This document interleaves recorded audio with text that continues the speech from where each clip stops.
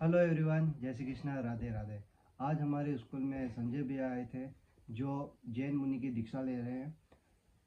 उन्होंने प्रकृति के बारे में बहुत ही अच्छी बातें बताई जो आप भी सुने। इसलिए कुछ पाने के लिए कुछ छोड़ना जरूरी है। आपको कुछ बनना है तो नींद को छोड़ना पड़ेगा, कुछ बनना है तो बाहर के खेलने आदि को कम करके पढ़ाई पर जाना पड़ेगा। तो जो छोड़ेंगे तो आगे बहुत कुछ मिल पाएगा। तो मुझे भी सब कुछ छोड़ना है। अब आप सोच रहे कि कपड़े क्यों त्याग रहे हैं, दिगंबर मुनि रहते, आप सोचते हैं कि दिगंबर मुनि क्या होते हैं। तो दो प्रकार का जीवन होता है, एक संस्कृति का जीवन, पायनियर पब्लिक स्कूल जो वहाँ सांस्कृतिक जीवन जी है, आप जो जी रहे हो संसार का जीवन। यहाँ पर बच्चों को हर प्रकार का संस्कार दिए जाते हैं, तो वो सांस्कृतिक जीवन है। अपन संसार के परिवार के साथ जी रहे, वो सांस्कृतिक जीवन है। एक प्राकृतिक जीवन है, ये पेड़ पौधे प्रकृति का जीवन है, पशु पक्षी प्राकृतिक जीवन है, नदी तालाब पहाड़ प्राकृतिक जीवन है। जो जैसे भगवान ने बनाया है, जो जैसे भगवान ने बनाया, पेड़ को भगवान ने बनाया, इसने कोई कपड़े पहने नहीं पहने, नदी ने कोई कपड़े पहने, पहाड़ ने कोई पशु पक्षी ने कोई कपड़े पहने, क्योंकि जैसा प्रकृति ने उसको पैदा किया है वैसे ही है। मैं भी, हम भी वैसे मुनि बने जैसे भगवान से। कोई बच्चे कपड़े पहन कर पैदा हुए आज तक कभी नहीं हुए ना। तो वो प्राकृतिक जीवन है, उस प्रकृति के साथ जीते। और सबसे ज्यादा जो निर्व्यस्त रहते हैं, जैसे कुंभ का महाकुंभ होता है, तो वहां सबसे ज्यादा प्रमुख रूप में नागा साधु होते हैं पहाड़ों से, और वो स्नान करते, प्रथम स्नान शाही स्नान बोलते हैं। तो उस निर्वस्त्र दिगंबर संत कहा जाएगा हमको, क्योंकि दिग यानी दिशाएं और अंबर यानी आकाश। तो हमारे वस्त्र कौन, ये दिशाएं हमारा वस्त्र होगी और आकाश हमारे वस्त्र होंगे। इस प्रकार ये हम उस प्रकार से प्राकृतिक जीवन जीने जा रहे हैं, संसार के सब चीजों से दूर। अभी भैया बता रहे थे कि हमने बहुत काम किया संसार में, बहुत समाज सेवा की, बहुत दुनिया में नाम कमाया, फिर सब नाम भी बदल जाएगा, सब बदल जाएगा, ड्रेस भी बदल जाएगा, एड्रेस भी बदल जाएगा, यानी एक नया जीवन, सांसारिक जीवन हम उसमें जाएंगे।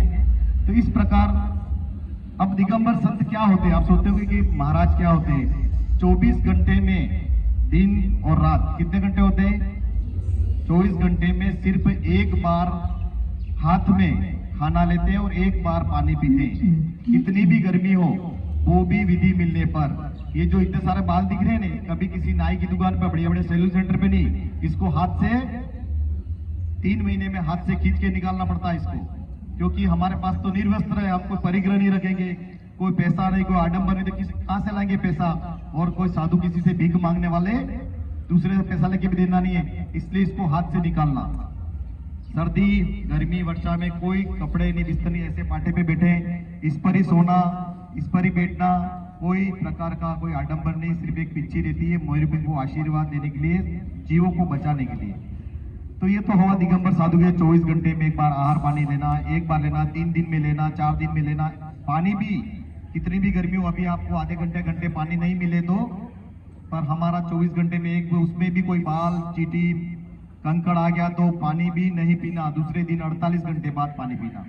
इस प्रकार की चर्या होती है, बिना चप्पल से, बिना जूतों से, गर्मी में सर्दी में रोड पे चलना, दौड़ के नहीं चलना कि धूप है तो दौड़ लिया, दौड़ भी नहीं सकते हैं, बिल्कुल जैसे चल रहे वैसे चलना। इस प्रकार का कठोर जीवन संत का जीवन है, क्योंकि हमको आत्मा की साधना करनी है, और अपनी आत्मा की साधना करने के बाद आप सब जीवों के कल्याण के मार्ग की साधना करनी है। अब 2-3 बातें आपके लिए बताकर मेरी बात को विराम दूंगा कि बच्चे जो है 3 बातें हमेशा जीवन में याद रखना। हमेशा बड़ों का सम्मान करना। बड़े इसलिए कौन आगे, अपने माता पिता, अपने भाई, अपने पड़ोसी, अपने गुरुजन, और अपने काम वाले छोटे अपने नौकर भी हो तो वो भी अपने से बड़े हो तो उनका भी यथावत सम्मान करना। जीवन में जितना सम्मान करोगे उतना आपका सम्मान आपको मिलेगा, जितना सम्मान करोगे। दूसरी बात, हमारा जो जीवन का लक्ष्य है उसको पूर्ण करने के लिए जी जान लगा देना।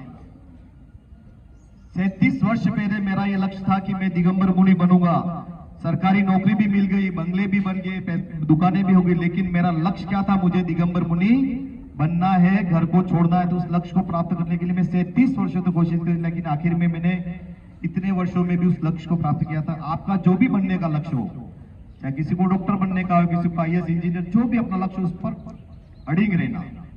और तीसरी बात जानना कि हम अपने लक्ष्य प्राप्त में कभी थोड़े से विफल हो तो हथौड़ सुसाइड करके कोई गलत जीवन में कदम नहीं उठाना। 3 बातें अगर आपने जीवन में अपना ली, बड़ों का सम्मान करना सीख लिया, अपने लक्ष्य पर अडिग रहे, और हम किसी चीज में असफल हुए तो फिर सफलता के लिए कोशिश करेंगे, उसके लिए हथौड़ से कोई गलत कदम जीवन में। तो आज जीवन में एक नियम ले लेना मैं आया हूं, कितनी भी विपद परिस्थिति आ जाए, कोई भी जीवन में आत्महत्या जैसा कदम नहीं उठाएंगे। सब हाथ उठाकर नियम ले लें कि हम जीवन में कभी भी कितने भी विफल हो, सफलता के लिए पूर्ण कोशिश करेंगे, लेकिन फिर भी आत्महत्या जैसा कदम, क्योंकि बच्चे कर रहे हैं आजकल, कोटा में जाते हैं, कभी पढ़ते, कभी मोबाइल देखकर, कभी घर पे माँ बाप ने कुछ कह दिया, कभी सर ने कुछ कह दिया, तो गलत कदम जल्दी से जल्दी। सब हाथ उठाकर नियम लो कि हम जीवन में, सब बोलो, हम जीवन में कभी भी आत्महत्या जैसा बुरा कार्य नहीं करेंगे, बड़ों का सम्मान करेंगे और अपने लक्ष्य प्राप्ति के लिए हमेशा कोशिश करते रहेंगे।